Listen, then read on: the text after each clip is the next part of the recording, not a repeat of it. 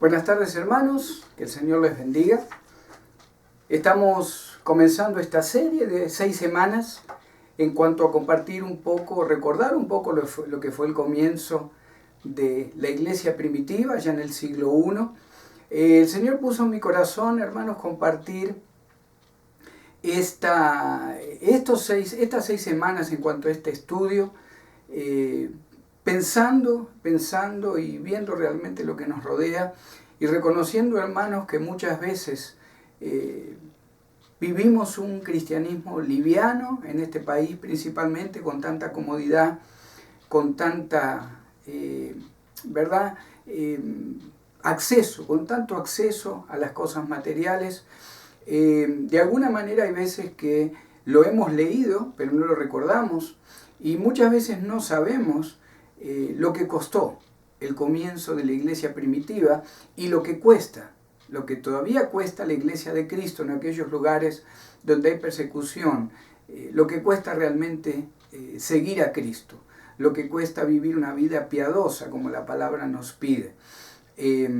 Algunos comentaristas, algunos estudiosos de la historia del cristianismo desde el comienzo de la iglesia primitiva ya en el día de Pentecostés, algunos consideran que entre 5 y 7 millones de cristianos han sido muertos en estos 2000 años. Algunos elevan la cifra a 10 o 20 millones de cristianos que han sido muertos por mantener su fe, por no negar el nombre de Cristo.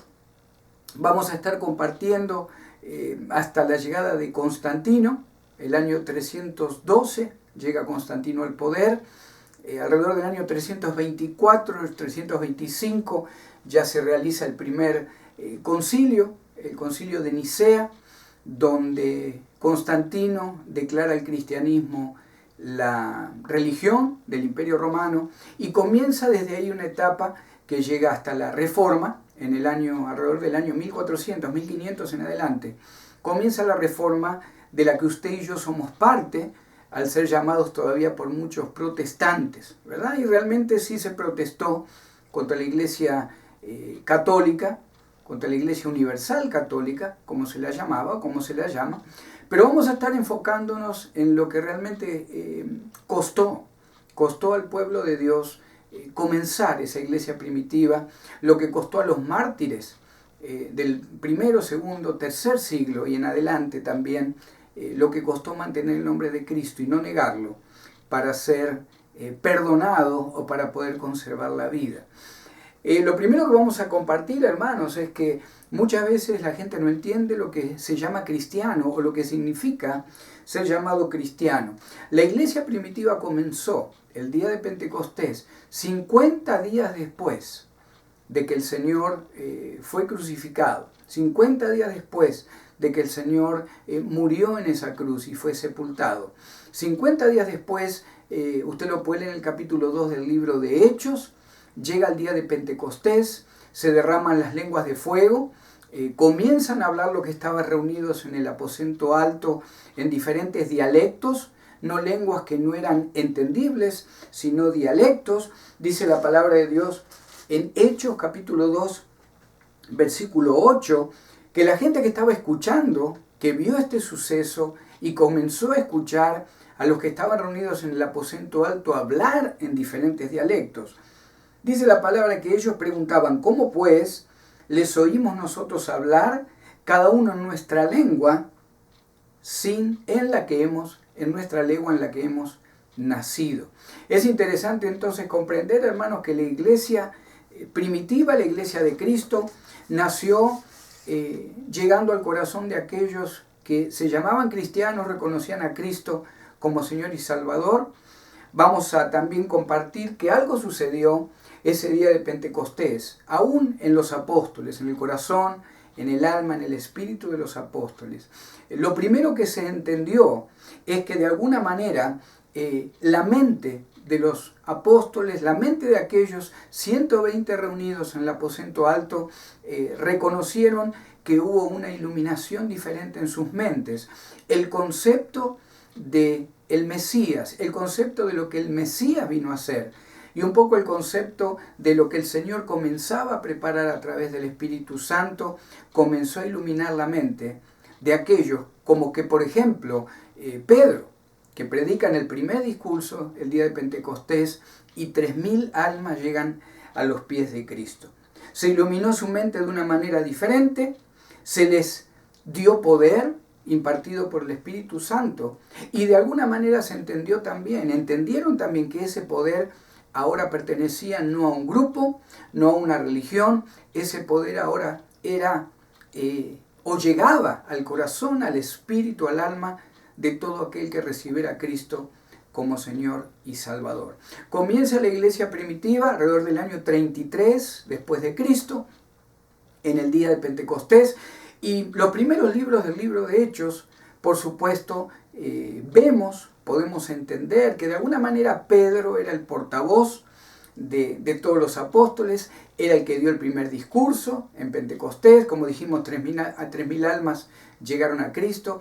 Pedro era el aventado, Pedro era el que compartía, el que llevaba el Evangelio a aquellas multitudes que ahora querían conocer qué era esta nueva palabra que llegaba a través de los apóstoles, o como muchos la llamaban, esta nueva secta judía que había nacido. Pedro era el portavoz, Pedro era aquel que tomó, digamos, las riendas para poder comenzar a compartir el Evangelio en Jerusalén. Y un poco en los alrededores, pero principalmente los primeros meses, los primeros años, la ciudad de Jerusalén es donde la comunidad cristiana comienza a desarrollarse. Tenemos 3 grupos de judíos en esta época. Estamos hablando 2000 años atrás aproximadamente. Estaban los hebreos, que tenían una lengua mezclada, donde ya no se hablaba el hebreo tradicional del Antiguo Testamento. Se hablaba un poquito de hebreo tradicional, pero estaba mezclado un poco con arameo, con caldeo. Ese era el lenguaje del judío común en el tiempo de Jesucristo. Con ese lenguaje se encuentra Pedro y los apóstoles. Estaban también los judíos griegos, que eran aquellos que eran descendientes de judíos que habían sido deportados. ¿Se acuerdan las 2 deportaciones? Tanto a Asiria en el 722 a.C. como a Babilonia en el 586 a.C. Los descendientes de aquellos judíos que habían sido deportados y que en realidad eran un poco mezclados con todas otras culturas, eran llamados los helenistas o los judíos griegos. Y por último encontrábamos los prosélitos, que eran aquellos gentiles que habían decidido seguir la religión o el nombre de Jehová de los ejércitos. Eran aquellos gentiles que respetaban la ley de Moisés y que participaban en el templo de las ceremonias, de los sacrificios. Estaban también aquellos que se llamaban seguidores, o los que escuchaban la ley de Moisés, pero no habían sido circuncidados. Los prosélitos eran aquellos gentiles que como primer medida fueron circuncidados, respetaban la ley de Moisés y podían recibir la palabra de Dios junto con el pueblo judío. Como dijimos, Pedro estaba no en control, pero era el portavoz del grupo. Pedro era el que compartía, Pedro era el que de alguna manera llevaba a la comunidad, a aquellos que querían escuchar el mensaje del Evangelio, era el que llevaba la palabra. Y para terminar el día de hoy, vamos a terminarlo con estas 3 doctrinas que de alguna manera comienza a predicar Pedro. ¿Se acuerda que hablamos que primero las mentes de los apóstoles fueron iluminadas de una manera diferente desde el día de Pentecostés? Cuando comienza Pedro a hablar de Cristo y a hablar del Evangelio y de la salvación en Cristo, hay 3 doctrinas que aparecen bien marcadas. La primera es la doctrina del carácter mesiánico de Jesús.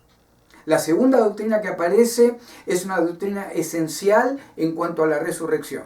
Cristo era y es el Mesías, Cristo resucitó y está sentado a la diestra del Padre. Y la tercera de estas doctrinas que cambiaban totalmente el pensamiento judío de la época, anuncian o hablan de que Cristo vuelve por segunda vez. 3 doctrinas que aparecen desde el primer discurso de Pentecostés a través de Pedro, Cristo era el Mesías, Jesucristo de Nazaret era el Mesías, la resurrección de Jesús era algo claro, era algo real, y por último, que Cristo volvía por su pueblo. Si el Señor lo permite, vamos a seguir compartiendo ya de la semana que viene cómo comienza un poco la persecución a través de la dispersión de algunos de los líderes en Jerusalén y por supuesto la historia de Esteban, el primer mártir, o se lo considera el primer mártir reconocido de la iglesia primitiva. Que Dios le bendiga.